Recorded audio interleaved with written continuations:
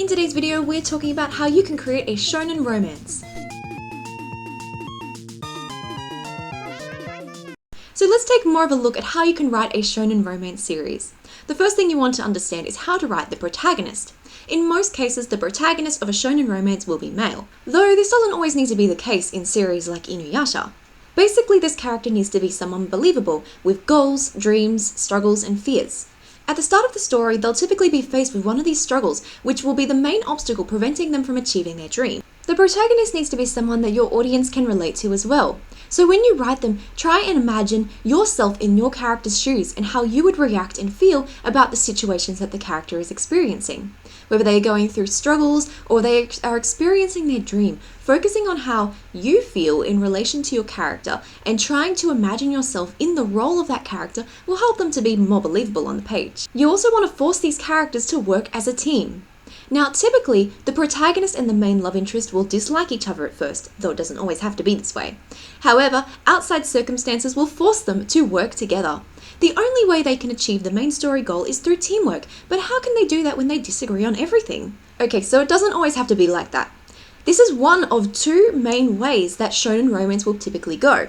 The characters will either dislike each other at first, be forced to work together in order to overcome a certain challenge, and then eventually fall in love over the course of the story. Now, in other instances, these characters will like each other at the start. However, these characters will be presented as a contrast. So these characters will be such different characters that the contrast and the challenge of them being together is more of the obstacle in the series. So what happens when it's love at first sight for the protagonist and the love interest character?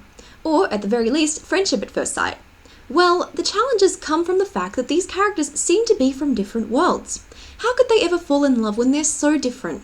So some examples of contrasting romance include maybe a shy protagonist with a confident love interest, a kind protagonist with an angry love interest, a cheerful protagonist and a cold love interest. So typically, even if the characters do like each other at first and become friends really quickly, there will usually still be challenges in the fact that they are so different. They feel like they are from entirely different worlds and have different interests and personalities. However, over the course of the story, with them learning more about each other, it will usually be found that these characters actually have more in common than they first thought. So a shonen romance will typically be driven by comedy.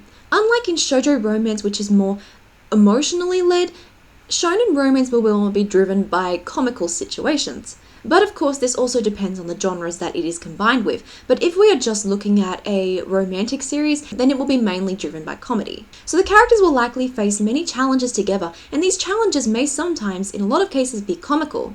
Through these awkward and sometimes embarrassing situations, these are what help to bring the characters closer together. So in most cases in a shonen romance, the challenges that the characters face together are what will bring them together over the course of the story. Through the challenges they face and then the comical situations that are caused by these challenges, this will help to build their relationship and make them learn more about each other along the way. So next, let's talk about the love interest characters. So a shonen romance will typically have more than one love interest character. When they begin falling in love with the main love interest, there will usually be others that are also falling in love with the protagonist. To avoid cliches, try to ensure that each love interest character has their own distinct personality, goals, struggles, and dreams. Ensure that they are a good character on their own and are not simply there as a plot device. So when we're talking about the love interest characters, we can look at common cliches like having a character that is interested in sports, another character that's interested in studying. There are many different cliches that we could look at for the other love interest characters, but I recommend trying to not only look at the type of love interest character you create, but why they exist in your story. What is their purpose for the rest of the story and the protagonist character development? How do they help to advance the story forward? Basically, you don't want to add a character for no reason. You want to ensure that every character you add has meaning in the story and they help to bring the story forward. Now let's talk about the main romance, which is the most important part. So the main romance should be just as important as the protagonist.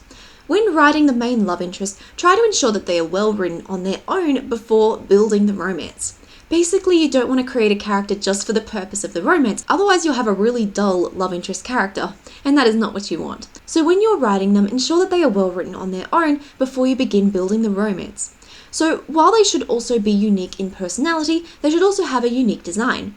Make them stand in contrast from the protagonist in appearance, personality, and goals, and they will be eye-catching as a character. It's important to keep in mind that when creating the shonen romance, the main love interest will be in contrast to the protagonist. So basically, look at the protagonist and make the main love interest someone who acts as a foil for them. They highlight the attributes that the protagonist lacks.